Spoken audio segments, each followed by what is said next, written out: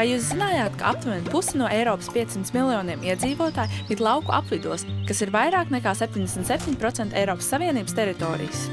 Un ka lauksaimniecība un tās produktu ražošana nodrošina aptuveni 46 miljonus darba vietu. Eiropas lauku kopienas un reģioni ir mūsu mantojuma nozīmīga sastāvdaļa, un tie ir būtiski mūsu ekonomikai. Ar pārstrādātās kopējās lauksaimniecības politikas, jeb KLP atbalstu, Eiropas Savienība palīdz lauksaimniekiem uzturēt laukus dzīvus un saglabāt Eiropas lauksaimniecības daudzveidību. Tā nodrošina reģionālās pārtikas izplatīšanu, veicina jaunu darba vietu radīšanu un uzņēmēju darbību, kā arī atbalsta lauku uzņēmumus piešķirot tiem finansējumu. ES investē zinātnē un inovācijās, lai palīdzētu lauksaimniekiem modernizēt un efektivizēt savas saimniecības. Tās sniedz papildu atbalstu, mudinot jauniešus pievērsties lauksaimniecībai un izvēlēties karjeru, kas piedāvā dažādus iespējas. Visi šie pasākumi palīdz Eiropas lauksaimniecībai kļūt konkurētspējīgākai un ilgtspējīgākai.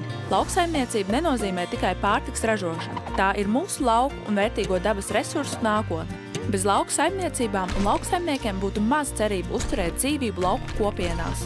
Jaunā KLP atbalsta lauksaimnieku centienus aizsargāt Eiropas lauku vidi un lauku kopienas gan šodienai, gan rītdienai, gan nākamajām paaudzēm. Eiropas kopējā lauksaimniecības politika – rūpes par mūsu saknēm.